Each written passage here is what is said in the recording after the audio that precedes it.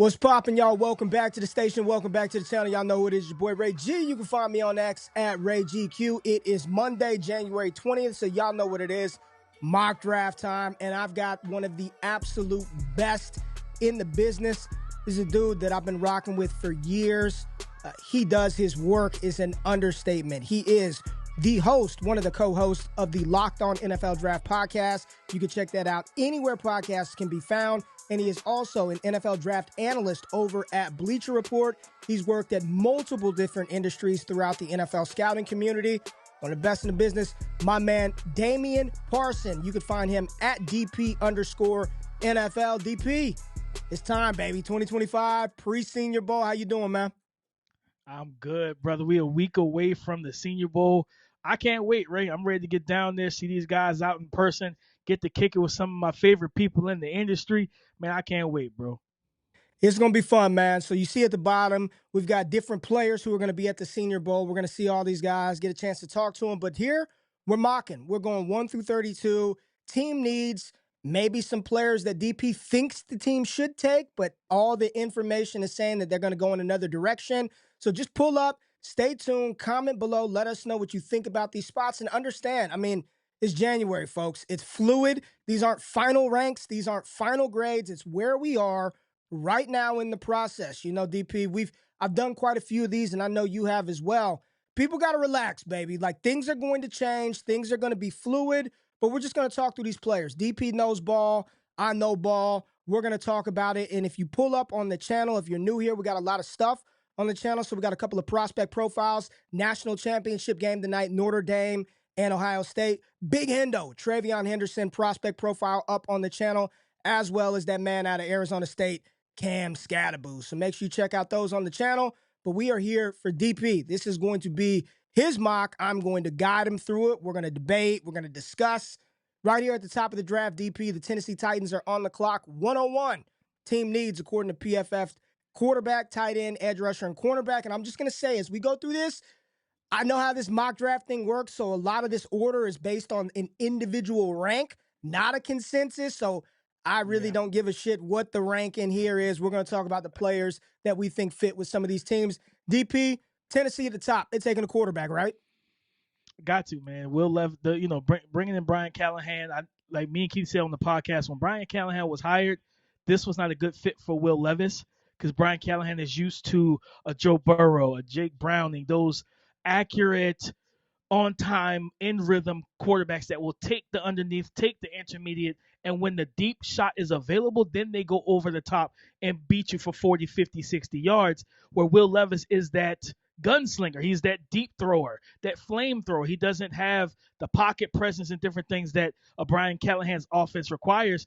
And for me, at first, I thought, you've talked. I have Cam Ward and Shedeur Sanders as QB1 and QB2, and I think it's a drop-off after that.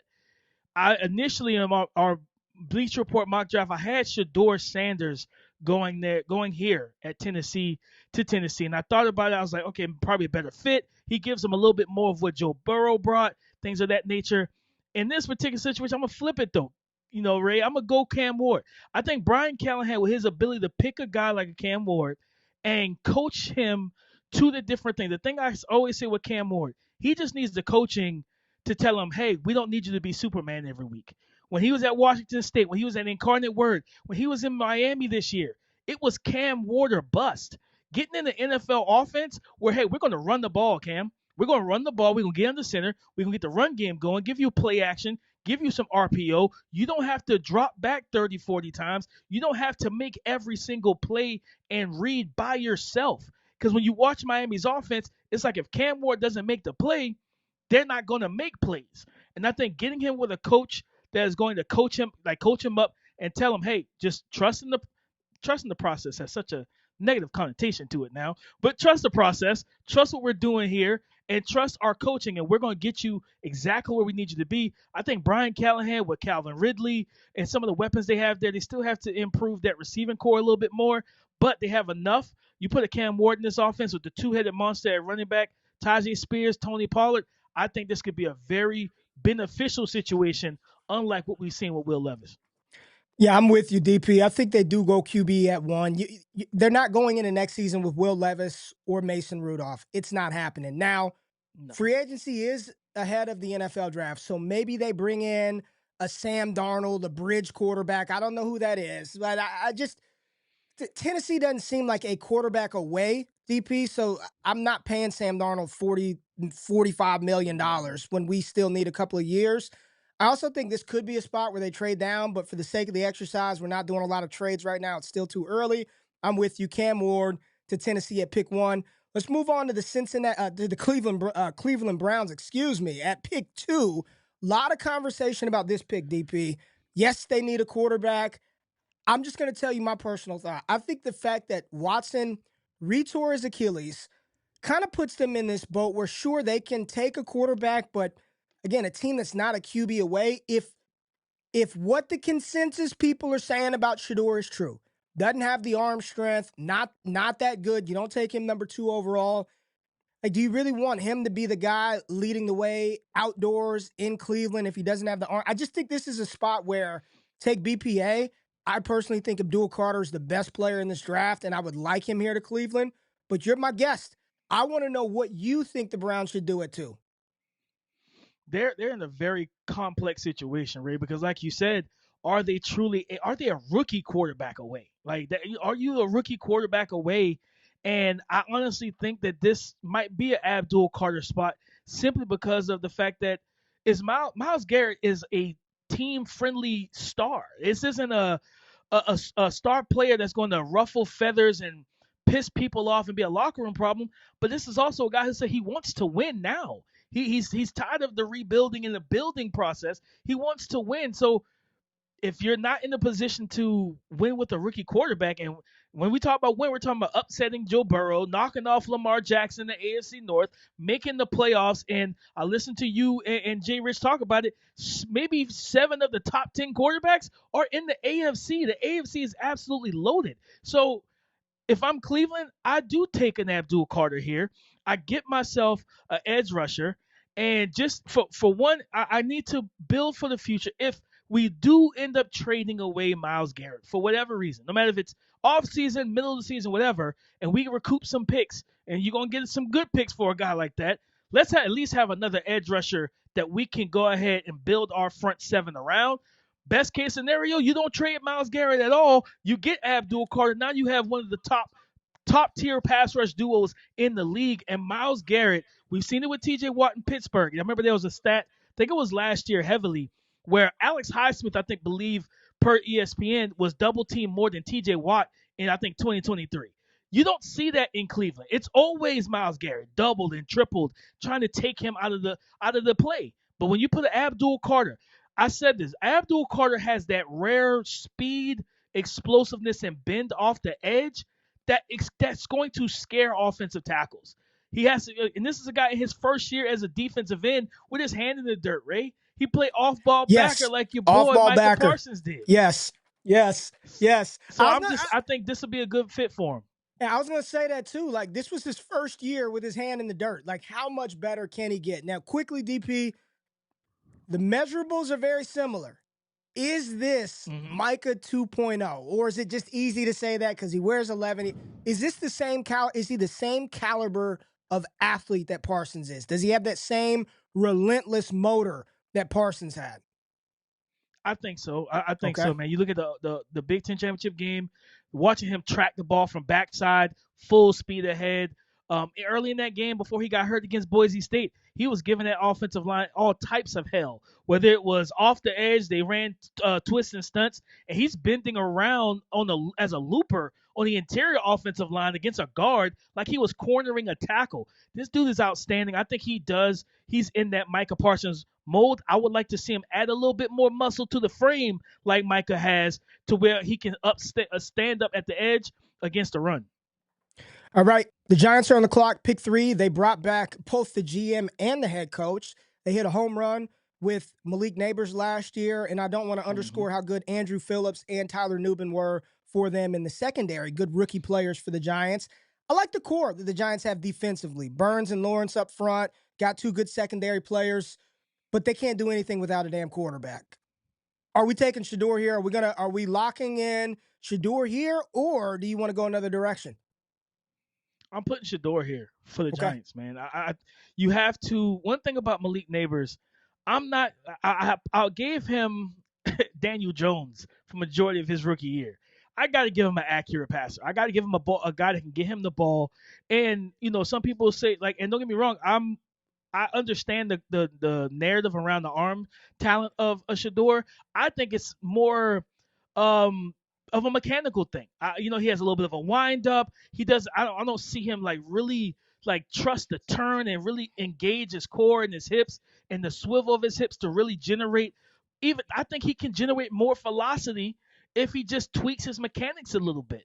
And so I think with him, the accuracy, this offensive line is better than what he had at Colorado. You got weapons galore, you know what I mean, with Wan'Dale Robinson. Let's get Jalen Hyatt back in this offense and out of the witness protection program. Let's get him back going, right? Bring that explosiveness. And I think he can also get a guy like Theo Johnson rolling at the tight end spot as well. Run the ball with Tyrone Tracy. I think Brian Daboll and his play.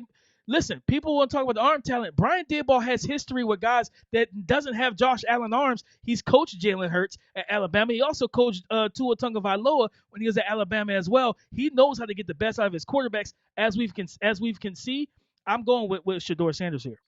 I agree with you. And sure, Travis Hunter makes sense. If they pick Hunter, that's a great pick as well. He's a fantastic player, but they need a quarterback. They released Daniel Jones. They're not going into next season with Tommy DeVito and Drew Lock. It's not happening. Get Shedeur Sanders. I think this would be a great fit, and I do like the weaponry in New York as well.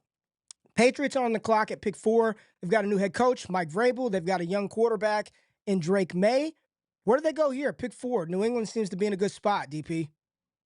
Yeah, they're in a great spot, right? Being at 4, be able to pick top players on the board.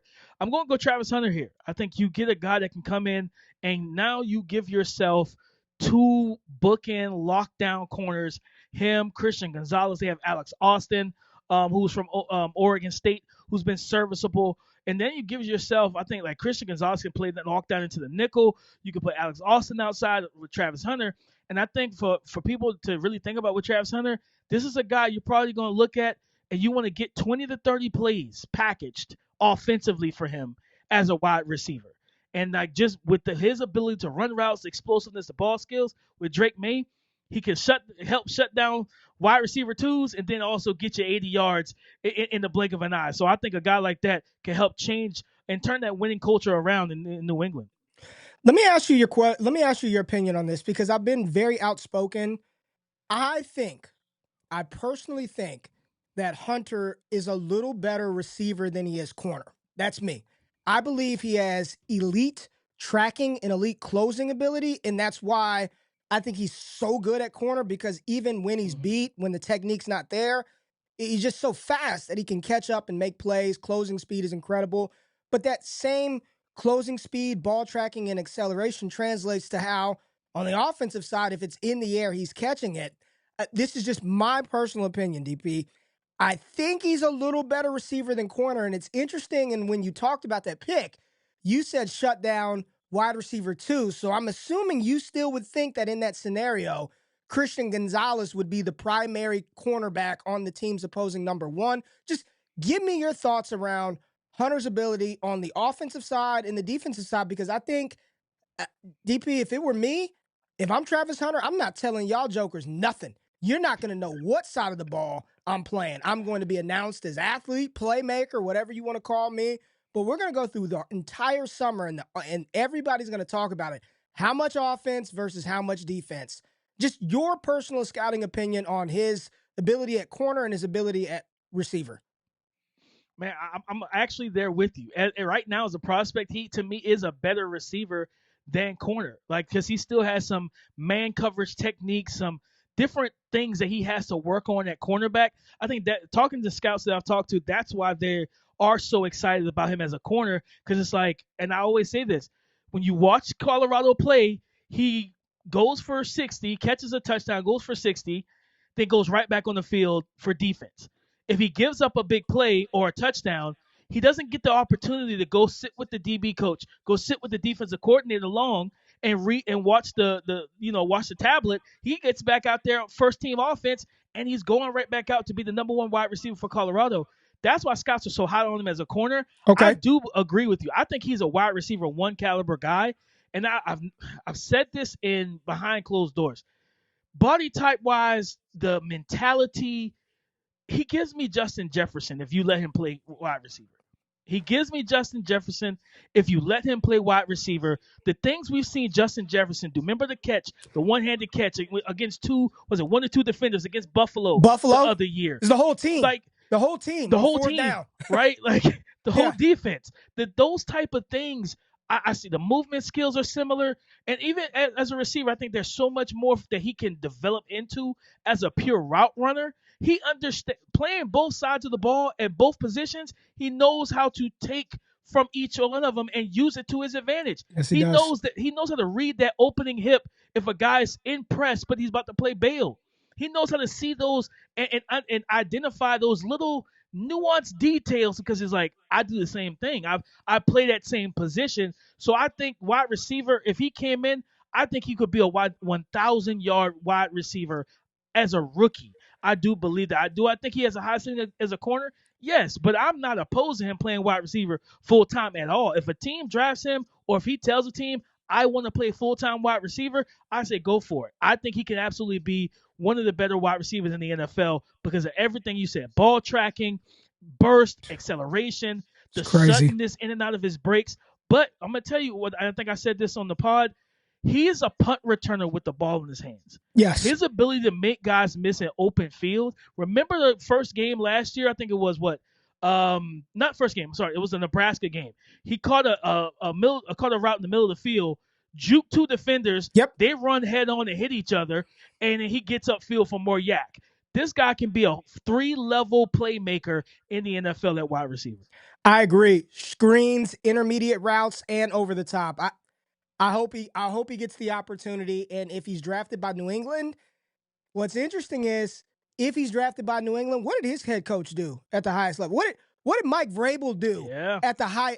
I'm just throwing some narratives out there, but his head coach played both ways with the greatest quarterback of Travis Hunter. Get you some of that offense, baby. All right, pick 5. Jacksonville's on the clock. Still no head coach in Jacksonville, but they got a quarterback.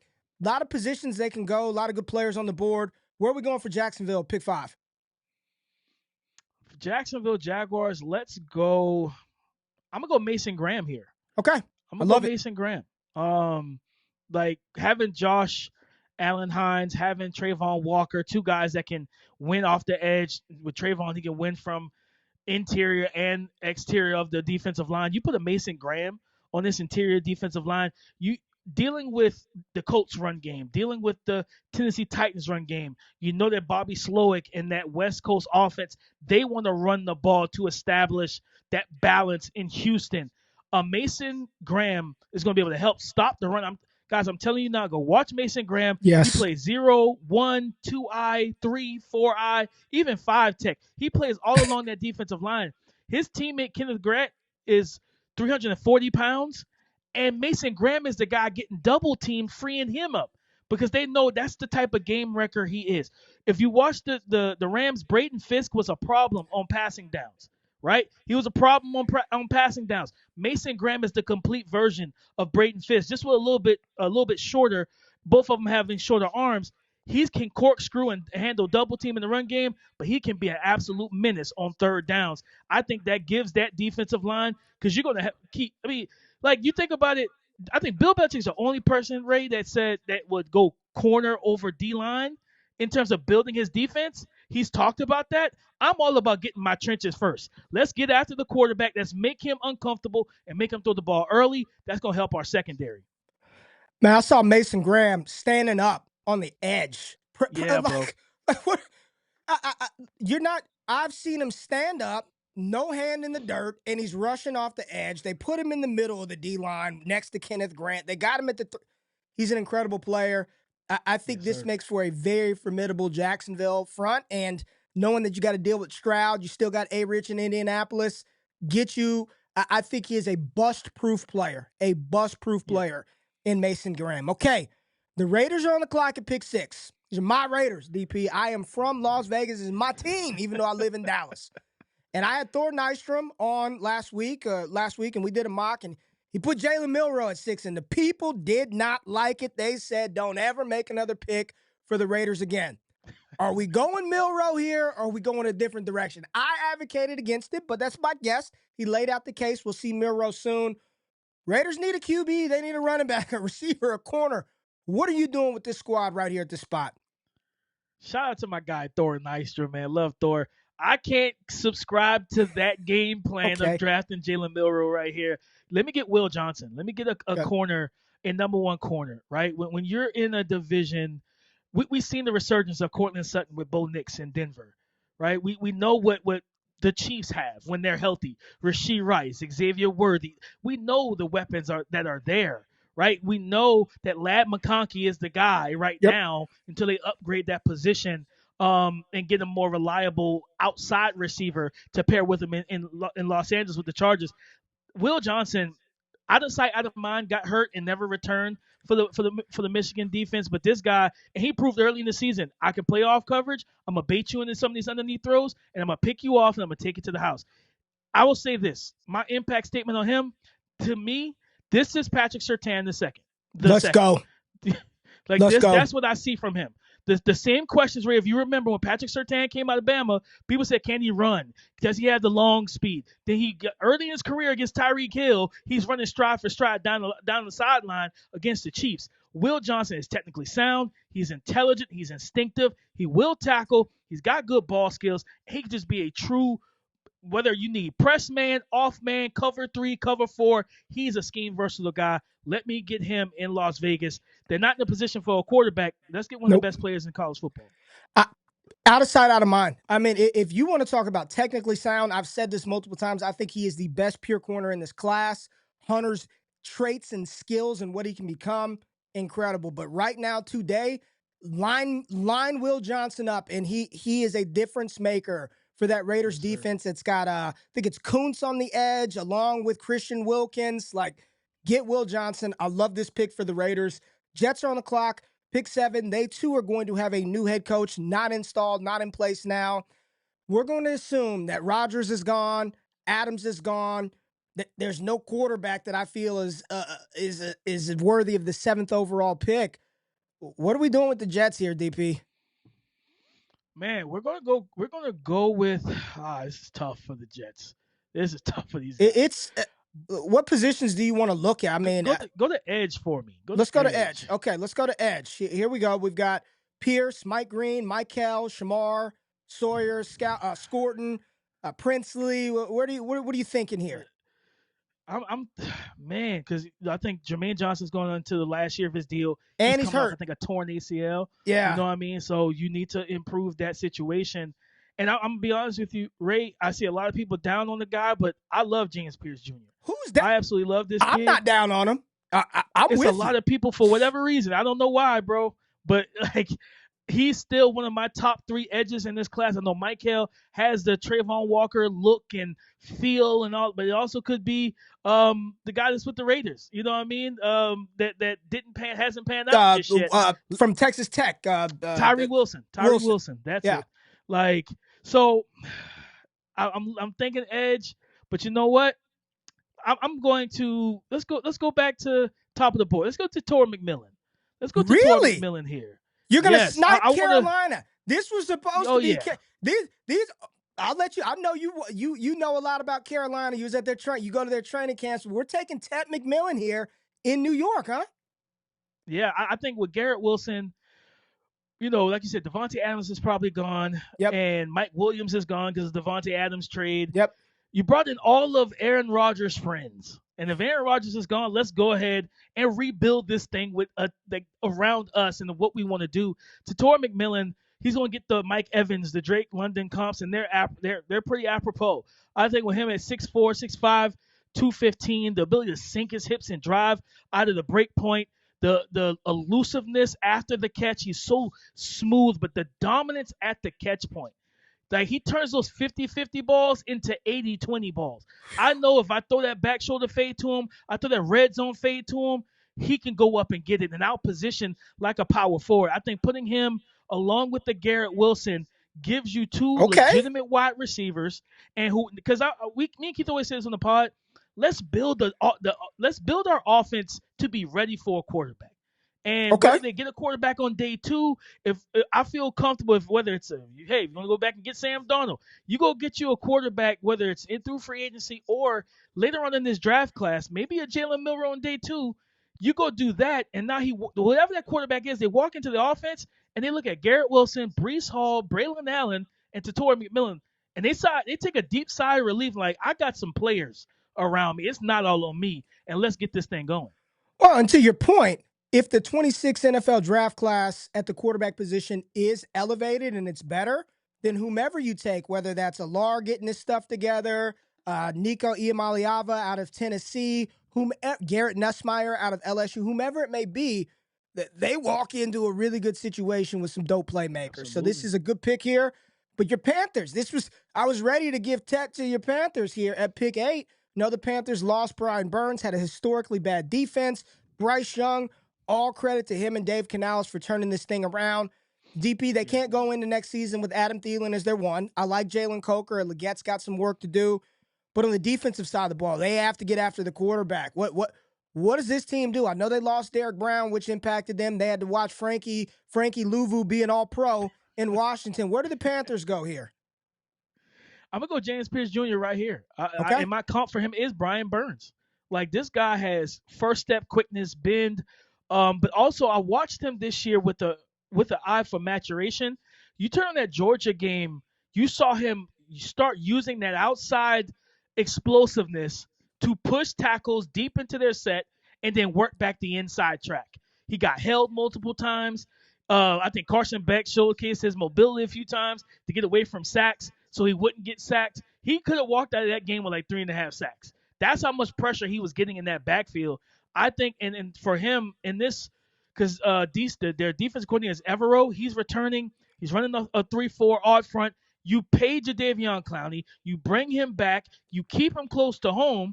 And you get Derek Brown back on that D-line. Bring back A'Shawn Robinson. Now I have James Pearce opposite of a Jadeveon Clowney. Yes, I think they gave up like 539 points. It's been the most since like the 1960s. Yeah, it's historically or something bad. Crazy like that. Yeah.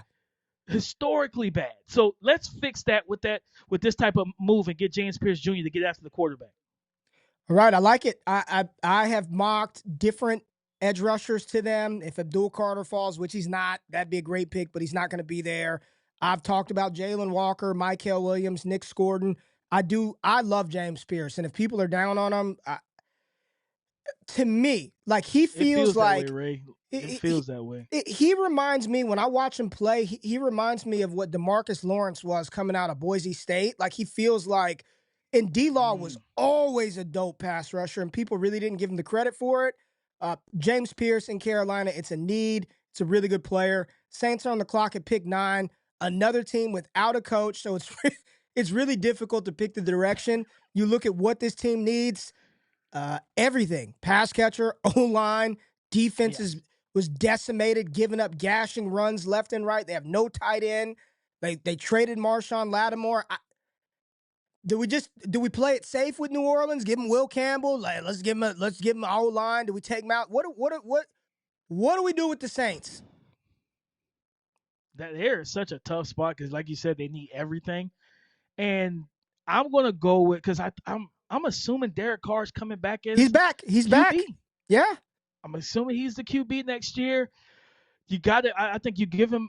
He's the type of quarterback. You give him as many weapons as possible. I say go Tyler Warren here. I say you go tight end. I knew it. I knew you were gonna do it. I knew it. I say you go tight end here. You get a guy that can line up all over the place, line up in line, be H-back, get up in the slot, and just work the middle of the field, man. I think I can't remember the comp I have in my report over at Bleacher Report. I think at one point I had him comp to Greg Olsen, who played with the Panthers. Just a more elusive after the catch guy, 6'6", 260. He makes plays at the catch points we've seen all throughout this year. Him and Drew Allen connecting on those 50-50 balls.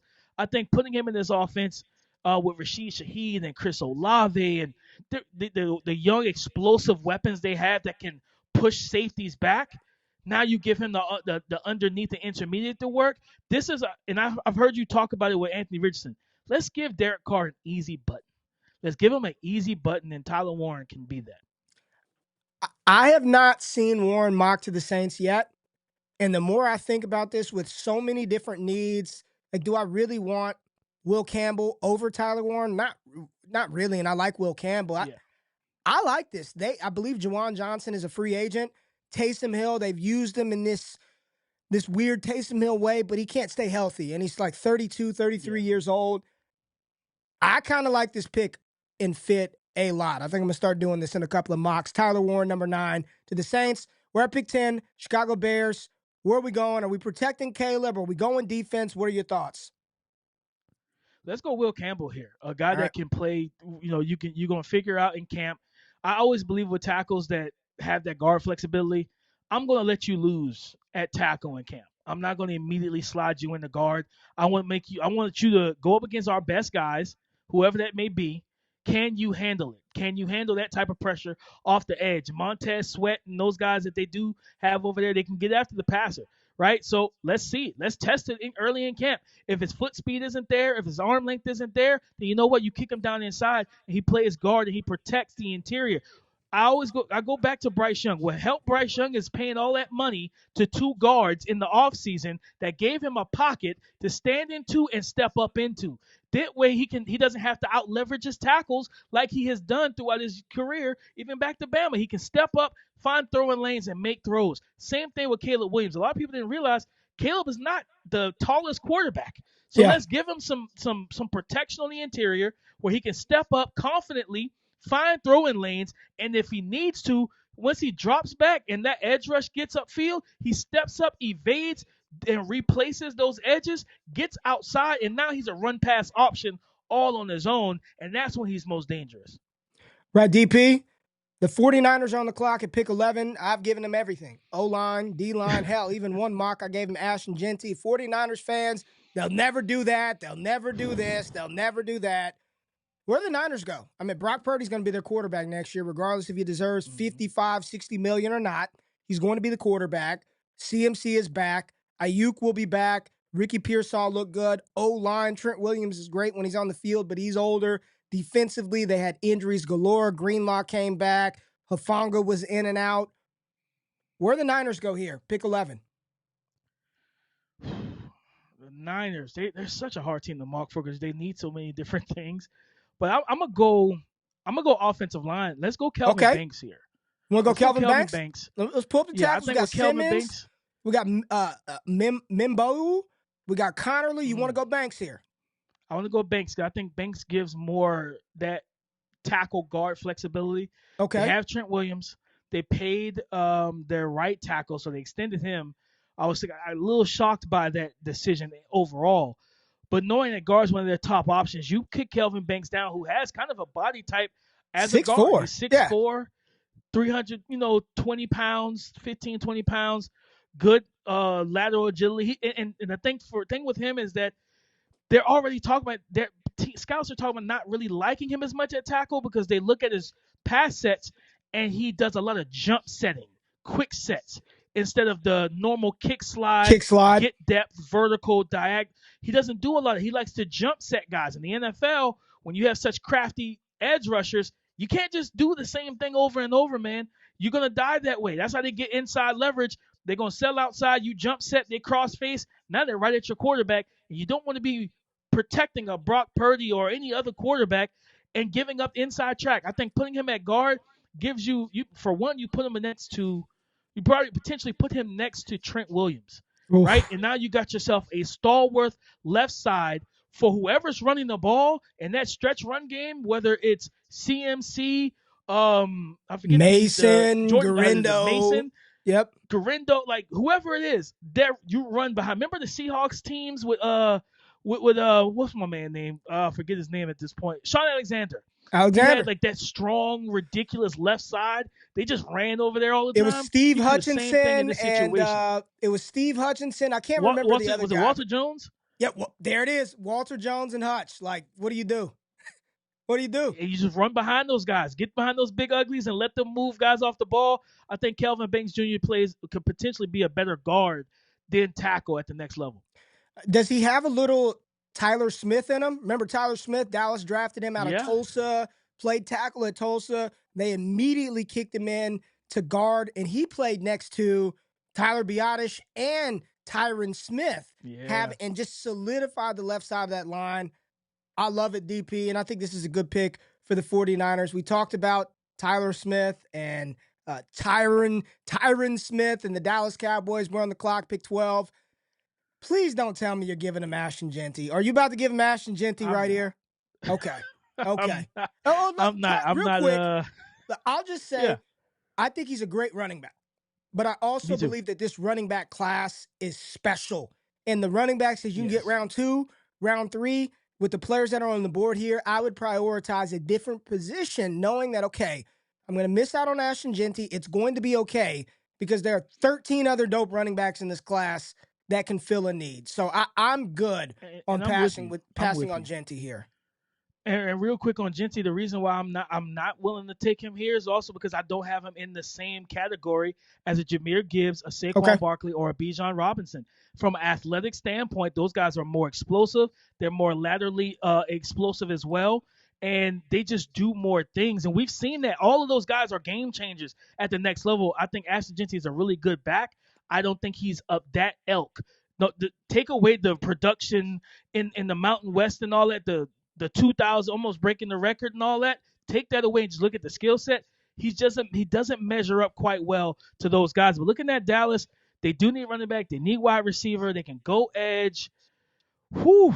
Like, that was just tough to mock for. Good players here. Where do you want to go to a position and take a look? Here are the receivers. Go to wide receiver for me, yeah. Okay, we got Burden, Egbuka, Golden, Restrepo, Trey Harris. You know what, Ray? I'm about to. I don't know if you're going to be happy with it, but I'm about to make a splash move here, because me and Keith have been pounding the table for this guy for some time now. Oh boy! Let me get Matthew Golden right here. Let me get the Texas wide receiver. All right, Matthew Golden. Talk about him. Matthew Golden is a guy that plays that Z spot, and I think Dallas, because of the fluidity that CeeDee Lamb brings alignment wise, you just need somebody that can really complement him, man. And I think Matthew Golden, as we saw, you watch this offense progress throughout the year. Who was their wide receiver? It was Matthew Golden. It wasn't Isaiah Bond. No. It wasn't the 5-star Ryan Wingo. It wasn't the tight end Gunnar Helm. Matthew Golden is explosive. He's dynamic. He's a good route runner. Great hands. This guy sets up routes. He makes everything look the same until the break point. And that's when he separates. But also after the catch, like watching him to put up 160, almost 70 yards against Georgia, even though it's not our mom and pop's Georgia that we're accustomed to, Ray, but still, yet at the same time, that's a difficult defense to put that much yardage on as one singular player. So I look at Matthew Golden as a potential wide receiver 1B to an offense. I think this with the ball skills he has, the route running ability, and also after the catch, you think about those quick game options, the quick curls, slants, outbreakers. When he gets the ball in his hands, he's no nonsense. I remember Quinyon Mitchell told me about Roman Wilson at the Senior Bowl last year. He said what made Roman hard to defend was Roman was no nonsense. He didn't dance. He didn't do all this footwork stuff. He was very calculated on what he was doing. And look at Matthew Golden after the catch. It's no nonsense. It's catch, and I'm a runner immediately. He turns upfield, and that acceleration and burst is instant. This guy can be a big-time playmaker at the next level. He's about to rise this process, and I think when you're talking about Dallas's positional versatility and where they align their receivers, CeeDee Lamb plays a lot in the slot. I like Luther Burden a lot, but he is going to play inside. That's what he did, and it's don't give me the Jefferson played it. Jefferson also, his sophomore season, played exclusively on the outside.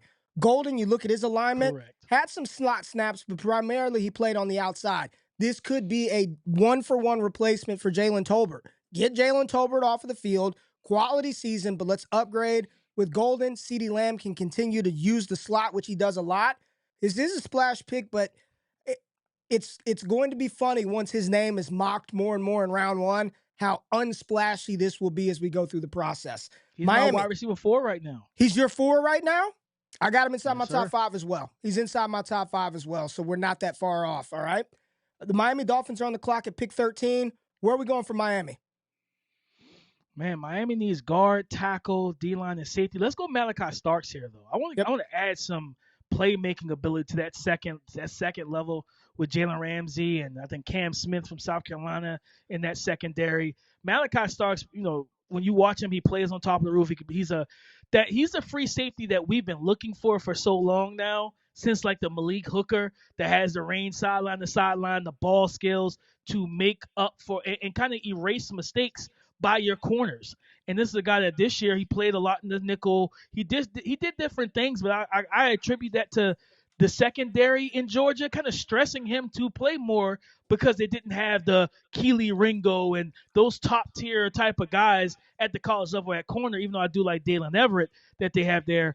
But yeah, I think Malaki Starks in Miami is a good fit. And they can, especially the offensive line, a lot of people on top of it, this is a pretty solid offensive line group, especially on the interior on day 2. So I think you can improve that later on in the draft. All right, DP, I'm just scrolling down the board to let you see what's available. Jalen Walker's fallen down for old Trevor Sikkema quite a bit. I saw him talking about this on X down here at 52. I don't know about that. But we got the Colts on the clock. Yeah, the most common pick for Indy has been Tyler Warren. He is off of the board. Tyler Warren was selected by the Saints, pick 9. So where the Colts go? Are we still looking easy button option for Anthony Richardson? Are we going defense? What are your thoughts here? What position do you want to look at? Let's go tight end. Let's go Colston Loveland here. Okay. This is one of my favorite and tight ends. And you love Colston. You are a big 6'5", Loveland fan, correct? 240. Yeah, you're a big Loveland fan. Yeah, man. I look at him and similar to Will Johnson, out of sight, out of mind. But he was playing for one of the worst passing offenses in the nation, and they didn't have a quarterback. They couldn't get the ball. I hope everyone appreciates J.J. McCarthy just a little bit more now than we did last year. Yeah. Not realizing how much of a role he played for that offense and their ability to throw the football and win a national championship. But I think Loveland at 6'5", 240, the route running, he runs routes like a big body receiver. He has great catch radius, the speed, the yak ability is there as well. And he kind of has a little bit of that dog in him too. He talks trash. He wants to be physical. He'll stiff arm guys. I think putting him in this offense with Adonai, with Michael Pittman Jr., with Josh Downs, with Alec Pearce, give Anthony Richardson, because I've said this, I've been on record, the Colts have one of the worst tight end rooms in all of football. Oh, yeah. Like one of the worst. Like dropping touchdowns, dropping open passes, not being where you're supposed to be for your young QB who gets blamed for everything that goes wrong with your offense. Let's get Colston Loveland there to be that big, because also, if you worry about the accuracy, he's another big option that can extend the catch point and catch radius while Anthony Richardson works on his mechanics to get the ball down a little bit lower, maybe not spray it so high, but this is a guy that can make a lot of plays for this offense. Him and Josh Downs, I'm not going to lie, if I'm trying to run the offense through these two guys to start the season. Let's go. Falcons on the clock, pick 15, and we'll pick it up a little bit here. A lot of needs for the Atlanta Falcons. They've hit on their hopefully young quarterback and Michael Penix. Mm-hmm. Are we adding weapons on the offensive side of the ball? We're looking to get after the quarterback. I know they need help. Ellis is all right. They got another cat there, but you can always get after the quarterback more. Where are we going with Atlanta? We're going edge. Let's get Mike Green off the board. Let's get Mike Green off the board. I think with Atlanta, they ranked 31st in sacks this year. And it's been that way. It feels like it's been that way since John Abraham has been gone. They got to figure this out. And I think Mike Green, first step quickness, he can get around the edge, has the ability to get underneath the pads of blockers, 6'4", 250. I think this young man could be an 8 to 10 sack guy for this defense, especially with the interior guys that they have this year. Last year they drafted a couple, and they get Braylon Trice back this year, who got hurt early, I think, when in training camp or preseason. So it could be some reinforcements coming. They got to improve that pass rush, though. DP, you know a little something about the Arizona Cardinals. So talk about this team, who a lot of people were excited about coming into the season, especially after drafting Marvin Harrison Jr. Didn't quite work out for the Cardinals in 2024. Saying positions of need, interior offensive line, guard, tackle, defensive line. What are your thoughts? What do the Cardinals need to do in order to contend in the NFC West, which that division is pretty damn strong too? Yeah, it is. I think they need to. Their OC needs to stop playing 13 personnel or 23 personnel and all that other stuff, and get these receivers on the field for Kyler Murray and get Marvin Harrison going a little bit sooner next year. But let's go with. I'm going with a little bit of splash here. Let's go with Shamar Stewart. Okay, The edge rusher from Texas A&M. We're going to see him down in Mobile next year. 6'6", 290. This is a freak athlete, Ray. Like this dude's freaky. He to the point where Keith, when we were talking about him, Keith thought he was 260. Keith was like, yeah, he's 260. I'm like, no, he's 290. But he's like, whoa, he doesn't move like a 290-pounder. And he doesn't. I think putting him, you get Darius Robinson back next year. B.J. Ojolari will be coming back off of the torn ACL. Adding a Shamar Stewart with his freakish ability to see him, he's going to play the run well, and he has the ability to be a high-level, highly productive pass rusher as well. The sacks weren't there, but the pressures were. And pressures are just sacks that you didn't convert. I think this is a guy that can absolutely be a game changer for that defense. I don't know if this is a hot one at all. I've seen people talk about Shamar Stewart potentially pushing inside the top 10 when it's all said and done. So I'm high on him. This would be a great spot for Arizona. Bengals are on the clock at pick 17, which feels cheating because offensively they're so damn good, and then they get a top 20 pick in the draft because they didn't make the playoffs. Let's just assume for the sake of this, T. Higgins is back. They figure out a way to keep T. Higgins in Cincinnati. Trey Hendrickson, not so sure what happens with the NFL leading sacker. What did the Bengals do here at pick 17? Protect Burrow or more weapons? Man, I'm looking at the situation. Let's go. A lot of good players. You want me to pull any positions up? You want me to pull up O-line? You want me to pull up something to see? Let's go interior D. Let's go D-line. I mean, great. I mean, look at this. I mean, I want every one of these players on this list, man. Exactly. Let's go Walter Nolen from Ole Miss. You love some Walter Nolen, man. I love Walter Nolen, man. This guy, I think, I'm not going to call him Geno Atkins.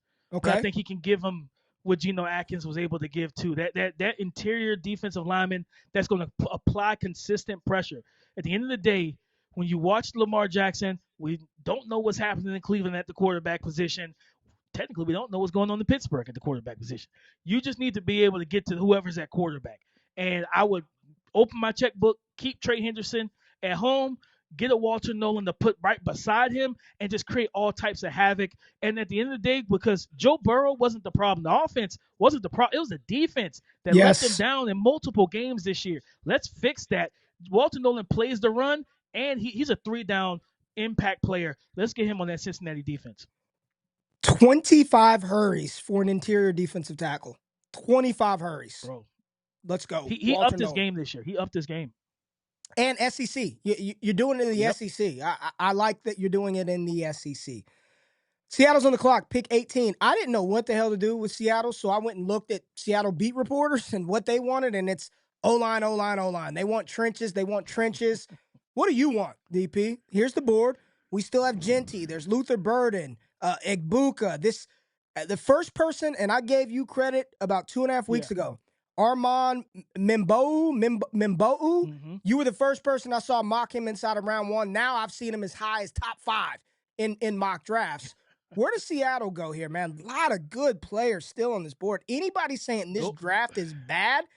Maybe you don't like the quarterbacks, lazy, but you're crazy. It's a lazy take. They got to take that take back because it's not true. Let's go to the interior offensive line. Okay. And we watched Geno Smith. Like, they didn't protect him the best. Let's go Tyler Booker from Alabama. This is also a team that's going to run the football with Zach Charbonnet, with Kenneth Walker. This 6'5", 325-pound, and he's not even 21 years old yet. Man. This dude moves bodies. He moves people, Ray. And I think putting him on that interior offensive line, you have Charles Cross. You have Abraham Lucas, who was hurt this year. Yep. They should have him back next year and everything like that, fully healthy. This interior offensive line needed some help. They lost guys to Carolina with the big paycheck. So you lose I think Damian Lewis and stuff like that. Yep. Let's replace that. and put Tyler Booker there. He's going to help the run game, but he's also going to keep that pocket clean for Geno For Smith. Geno. And we know Geno is one of the more naturally gifted throwers of the football in the NFL. Absolutely. Absolutely. Tampa Bay on the clock at pick 19. Lost to that superstar, Jaden Daniels, in their playoff run. Man. But Baker Mayfield made it happen. Mike Evans still looks like he's got a lot of juice left, and they hit a home run with Bucky Irving out of Oregon last year. Says edge, linebacker, DB. It's saying defense, defense, defense for the Tampa Bay Buccaneers. What say you, Damian? Let's go Jalen Walker right here. Let's do it. This is a situation that I think could be just great for them. For one, you have both of your starting linebackers are heading into free agency. You want to bring back Levante David by any means necessary, right? Putting Jalen Walker there gives you a guy. You think about what we saw with Jaden Daniels. You didn't have anybody to track him. Nobody. Jalen Walker is one of those guys. Now, again, JD5 is a different athlete, but still you have a guy that can kind of be that spy. And then he walks down on the edge and plays edge rusher and gets after the quarterback as well. I'll call him the Tasmanian Devil. His motor is unreal. Yes. Let's put that guy in this defense. Give Todd Bowles a chess piece to help build this defense up. Now, do you think he's a traditional, like, off-ball, in the middle of the field linebacker, or is he more violent, edge, play him in space, chess piece? What do you think? I think he was still great out as a linebacker for me as a first round pick. He could drop off in the coverage. I remember watching the Clemson game where they played him at off-ball backer heavy early in that game, tracking especially the wide zone runs. You need those linebackers with the instincts, the vision, patience, and explosiveness to work laterally and track the running back and meet him wherever he's going, whether he's going to bang it, bounce it, or bend it. You got to have a linebacker that can track those guys. Jalen Walker can do that. He can be basically whatever you need him to be. He's that type of chess piece. Right. The Denver Broncos also hit home runs last year. I mean, Bo Nix, better than anybody expected. Sean Payton's got his guy. Devon Vele's made plays. Nick Benito stepped up this year and really made his impact felt. You got Riley Cooper. You got not Riley Cooper. Goodness, right? Riley Moss. Not Riley Cooper. Riley Moss next to PS2. Talk about the Denver Broncos. Where do they go, DP? This is a team that typically would have gotten one of these tight ends, whether Tyler Warren or Colston Loveland, but both of those guys went a little bit earlier in this mock. So for them, let's go.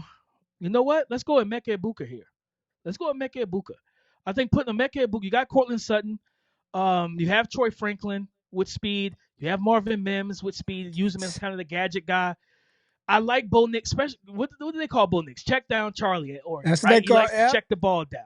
Well, Emeka Egbuka is a guy who's a chain mover. He's that slot receiver that's going to be where he's supposed to be. He's going to win. Think about the RPO game, the play action game, those glance routes, slant routes, different things of that nature. And honestly, one of the most underrated parts of his game, he tracks the ball extremely well. Yes, he does. Down the field. I actually have a film breakdown coming up on the scouting room this week of Emeka Egbuka breaking down his game a little bit.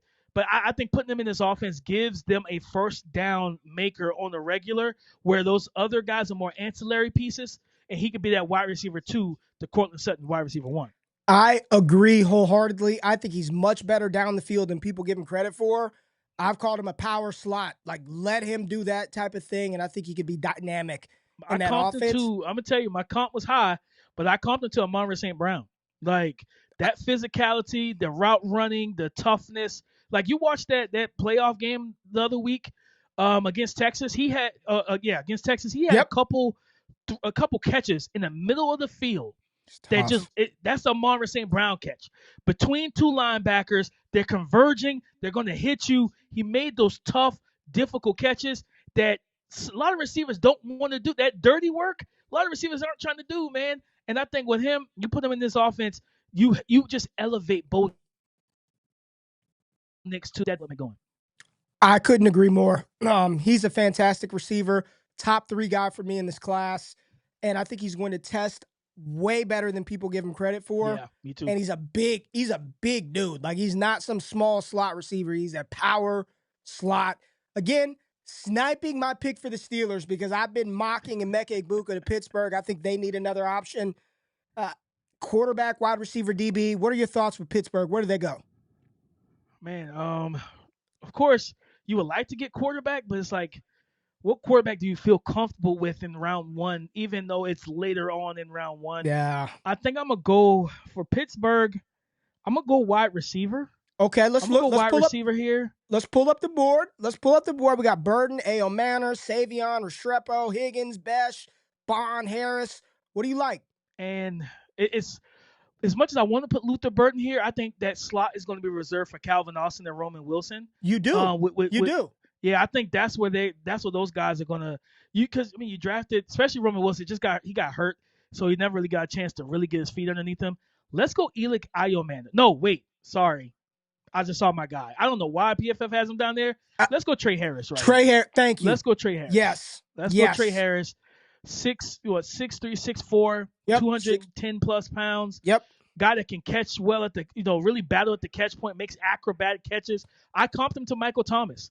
A guy that where you're not looking and expecting him to burn you down the field, but that short to intermediate, he's gonna cook. He's gonna cook on those in breakers, those slants, the shallows, the cross, the dagger concepts. He's gonna cook on those. That big, strong, physical receiver, and he's a good route runner. He didn't run a ton of routes because Ole Miss's offense is very gimmicky, but when he was asked to run a variety of routes, he sinks, he drives, he separates. Yeah, I think that's the type of outside receiver that pairs well with George Pickens. And if you're tired of George Pickens, now you got a guy that can play outside for you full time. Well, and if they are going to give Justin Fields a chance, we know he's not the most accurate quarterback. Give him a big target. Give him a big target. And what people fail to realize is Trey Harris, he was on pace to shatter records in the SEC, records set by Heisman Trophy winner, what's his name? Devontae Smith. Devontae Smith until he got injured. He was set to break those records until he was injured. I really do think Trey Harris is an incredible wide receiver. I like this fit in Pittsburgh. There we go. Chargers on the clock. Pick 22. Colston Loveland's not there. No Tyler Warren. What are the Chargers doing? I know everybody. I did it early. I was like, I'll give him a running back. And then I looked defensively. I'm like, oh, my God, they need a lot of help in other places other than running back, even though they need help there. Where are we going with the Chargers? Let's go to edge real quick. Let's see what edge rushes are available. And I think I got Jack Sawyer. Jack Sawyer, Nick Scourton are the two I'm looking at very closely for this team. What about this Princely kid? Mack. Princely is good. Princely is good, man. I like him a lot. This is a really good edge group we have out. Once you really get into the meat and potatoes of it, they can go linebacker Demetrius Knight. Shout out to Lance Zerline, was telling me about him on Twitter. Right in my neck of the woods, South Carolina. I gotta get eyes on the kid and see what he brings to the table. But I'm gonna go edge here for them. As much as I wanted to go Ashton Jeanty, but you gotta fix this defense and that defensive line, man. You can't ignore it. I say go. Let's go with Jack Sawyer. Let's go Jack Sawyer here to put into that. It sounds crazy, right? Ohio State Buckeye going to a Michigan coach and win the national championship. But I think Jack Sawyer, man, he's proven himself throughout this playoffs. This guy is heavy on the pressure. He's going to get in the backfield. He's physical, good arm length, but a good athlete. That closing burst. We saw that against Texas with the strip sack. And then the coordination to then scoop and score and take it the distance against Texas. I think Jack Sawyer is the play for the Chargers. You're losing Khalil Mack. Joey Bosa hasn't been Joey Bosa in the past couple of years. He hasn't been the same guy. I think you get a young man that kind of looks like him from his alma mater that he can consistently learn from as well. I think Jim Harbaugh would love Jack Sawyer. Like, I just think he feels like a Harbaugh type of guy, right? Green Bay on the clock at pick 23. All I keep hearing from Packers fans, we need a corner. We need defensive back help. We need a corner. I think they need a receiver. I think they need quite a bit of things in Green Bay. Where do you want to go? Let's look at corner. They do need receivers too. Let's look at corner let's look first. At corner. Let's look at corner. We got Morrison, the injury, Barron, Amos, Siobhan Revel. They play. I think they play a mixture of like cover 4, man coverage. In that case, I'm gonna take the bait, and not the bait, but I'm gonna take the not the risk, but I'm gonna trust for this exercise that Benjamin Morrison's hip is fine. Yeah. Okay. And let's go pair Benjamin Morrison with Jair Alexander. Okay. Let's give yourself 2 bookend man coverage corners. Okay. That can lock guys down, stay in the hip pockets, and just really make coverage windows as tight as possible. And he's a good athlete. Benjamin Morrison was. But prior to getting hurt, man, we saw him battle against some good Ohio State Yes. receivers. A Mecca, he battled with Marvin Harrison Jr. Marv. Yep. He's instinctive. He's nuanced and detailed. I think he'll be a great fit for them. All right. Ashton Jeanty is still on the board, and the Minnesota Vikings are on the clock at pick 24. Aaron Jones is not signed through next year, so they do not have a running back. Ty Chandler didn't get it done. They're going to have I'm not going to call him a rookie, but a first-year starter in J.J. McCarthy. Are they going to take some pressure off their young quarterback with a star running back, or are they going offensive line or defense, DP? Whew. I am going to go. Let's talk about this. Happens in the draft, and Jeanty's here. So there might be, I'm sure, guard, I'm sure tackle. But if the draft played out like this and he's here, what do you do? Honestly, this has been my favorite landing spot for Ashton Jeanty. And it's for everything that I've said. Like, I don't think he's of the ilk of those top tier, I don't think he's a top 3 running back in the league. But I think he could be a top 10 running back in the league, right? And I think you put him in the offense with Justin Jefferson, with Jordan Addison, TJ Hawkinson. I watched him deal with 9, 10-man fronts. Let's lighten the load a little bit. Let's put him in Minnesota, and let's give J.J. McCarthy a running back in that West Coast wide zone run scheme that can absolutely cook for them. This guy is instinctive, and when I did this breakdown on my Scouting Room YouTube channel, I said he's a narcissistic, manipulative running back because he makes you believe what he wants you to believe. Like, he's going to gaslight you as a defender. He's going to poke his head in the hole, and he's going to go to the opposite hole. He's going to the opposite lane. As soon as you veer down, now he goes right around you, and he finds another way. He's very instinctive. He's got good feet to work the line of scrimmage. And in that West Coast offense, being able to read if it's a hard or soft edge quickly, he does that well. I don't want him taking 10,000 head-on collisions in the NFL. Right. We watched that at Boise State. It did not work well against Penn State. He had 2 fumbles in that game. Let's not do that. Put him in Minnesota.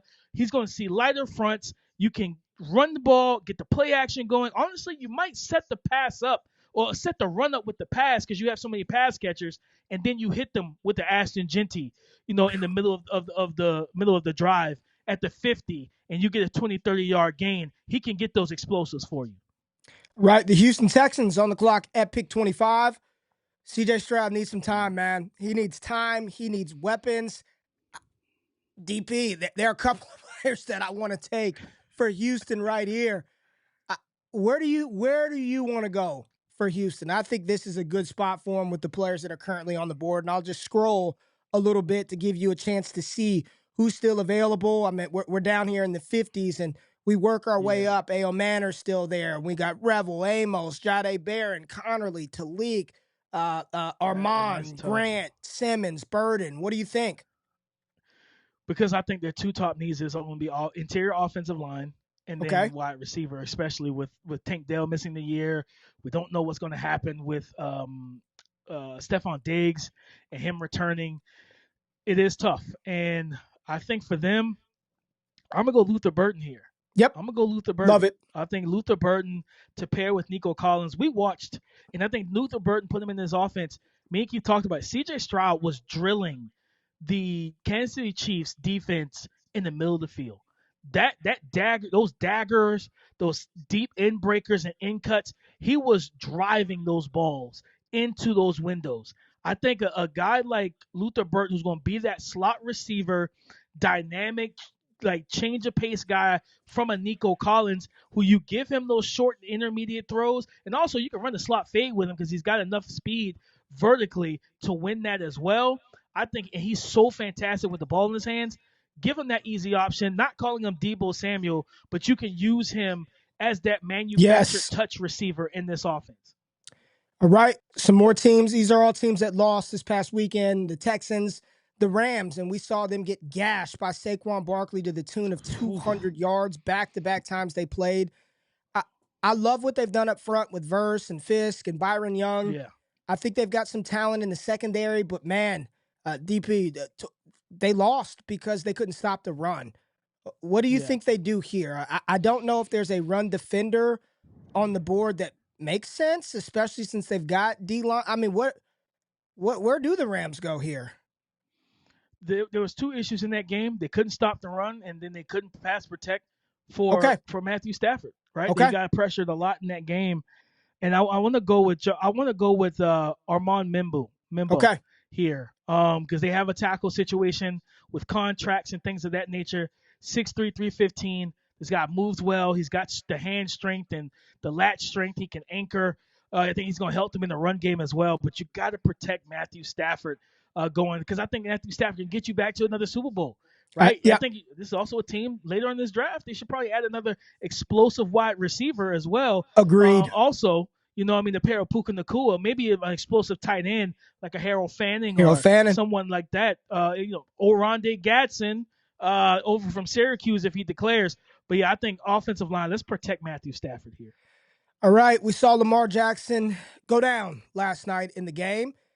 His best pass catcher was Isaiah Likely, who they should unleash the reins to in 2025. Positions of need: wide receiver, tackle, edge, cornerback.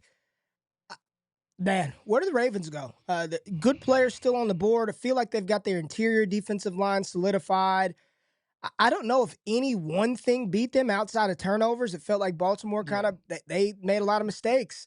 What do you think the Ravens need to do in order to upgrade this team next year? Because they're going to have the same squad. It's going to be Henry. It's going to be Lamar. They get Zay Flowers back. What do they need to do? Man, I think one thing that they have to do is, I know Ronnie Stanley is supposed to be entering free agency. I'd be shocked if they don't at least try to get him on a team-friendly deal and bring him back. And he seems to love that team. He loves Lamar, different things like that. And he's been paid well. If you could get him back on a nice, maybe 2-year deal, pay him well to stay and be that bookend left tackle. Now you used to have him and Rosengarten.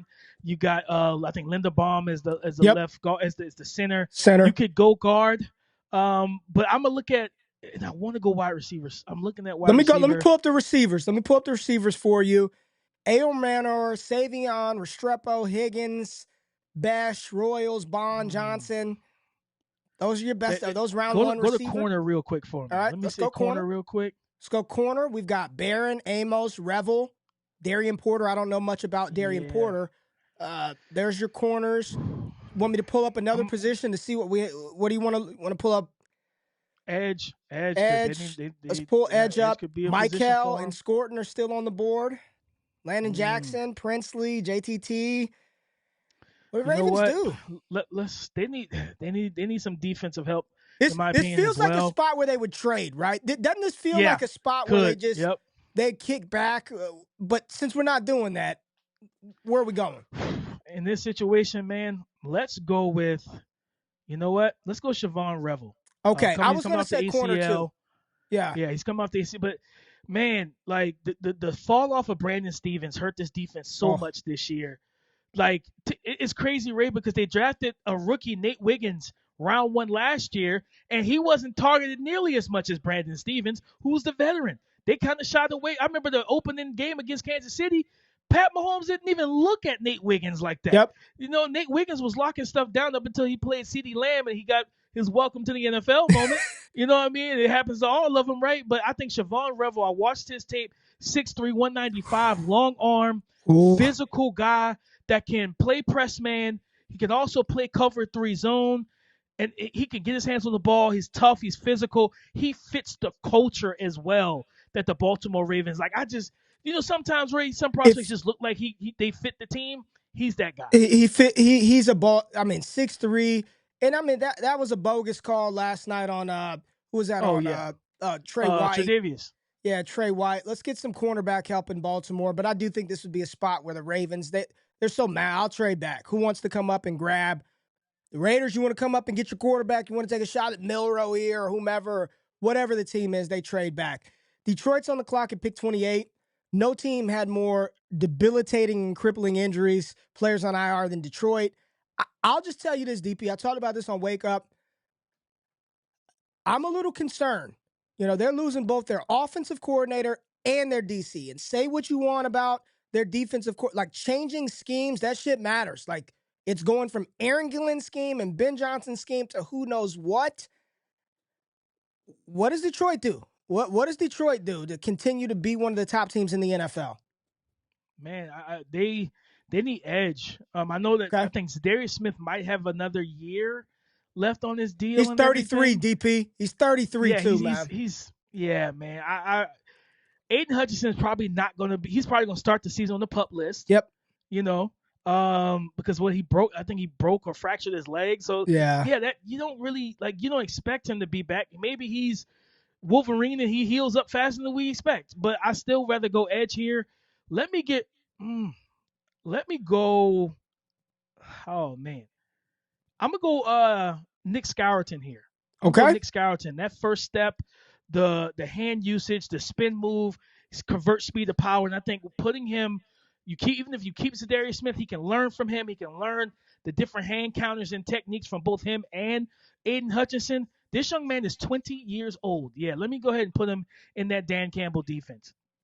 All right, we're down to the final four teams remaining. The conference championship games coming up this weekend. Commanders, Bills, Eagles, Chiefs, Commanders, Jaden Daniels, superstar quarterback, wide receiver, tackle, edge, cornerback. Who knows what's going to happen with Kingsbury? You've got a truck, not a trailer, in Jaden Daniels. What do the Yeah. Commanders do to get better in 25? Let's go Jade Barron here. Let's go get another Oh, corner to help yes. that defense out, right? And I thought about receiver, but Ray, you know as well as I do, if you could play good defense, keep the offense, get the opposite offense off the field, give the ball back to your offense, it helps your team win games. I think Jade Barron is a guy that he's a chess piece. He can play safety, he plays nickel, he plays outside corner, he does it all, and he has good ball skills to take the ball away. I think that's a good pick for him. All right, Buffalo on the clock at pick 30.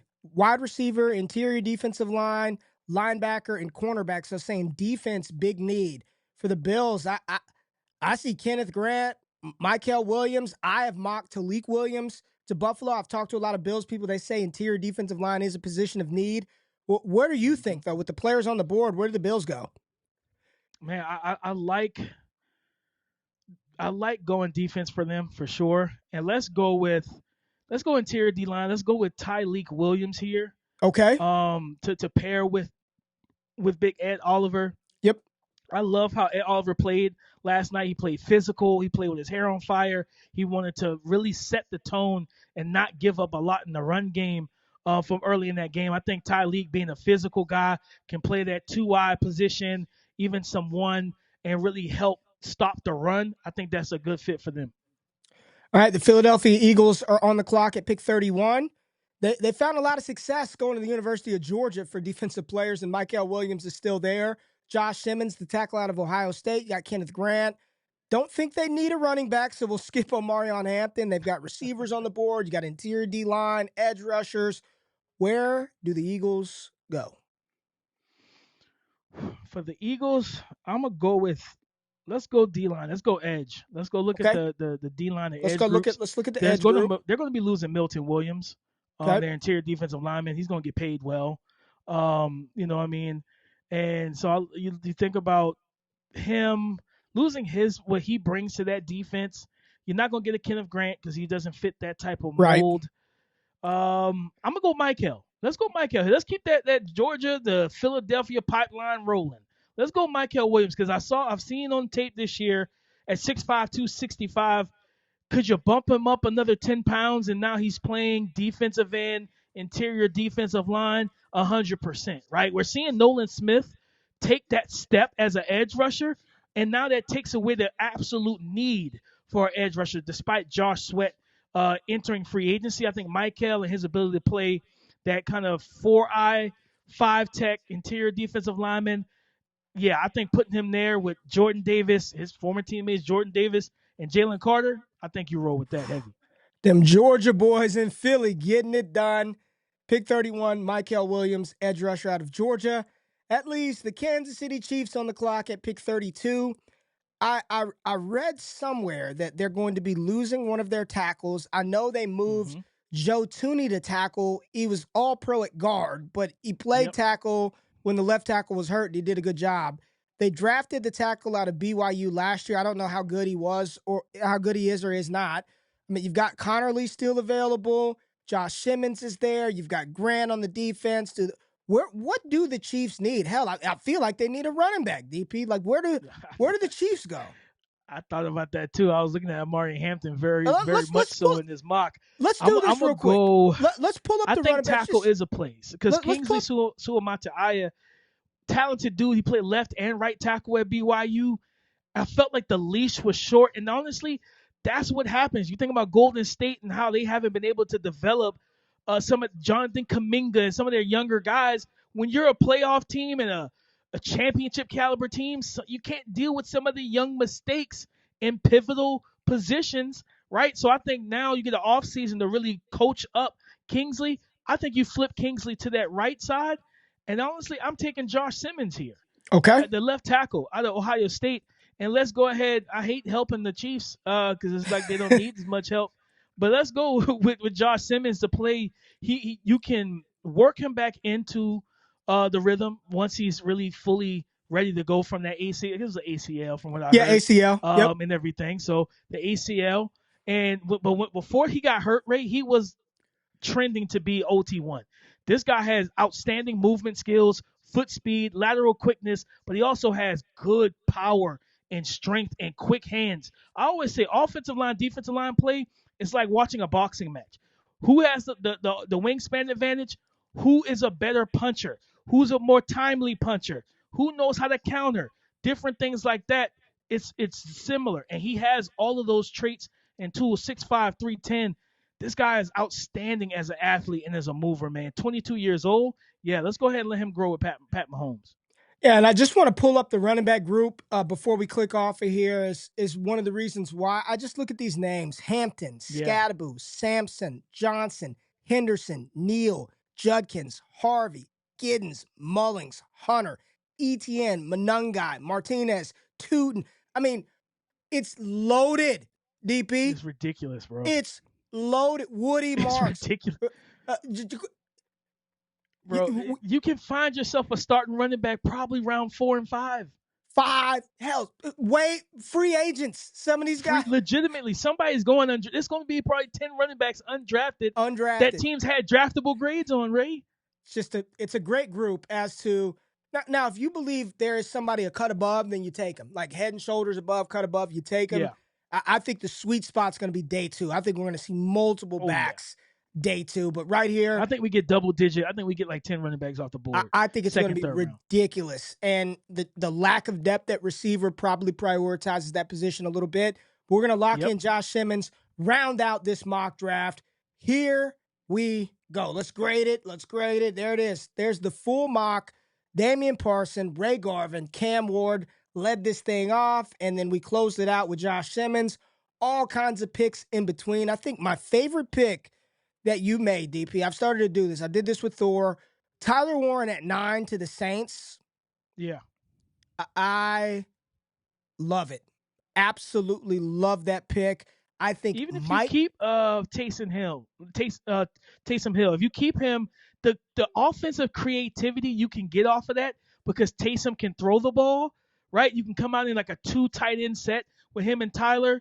And you can run some type of reverse, get Tyler going down the field, Taysom's throwing the ball 40 yards down the field.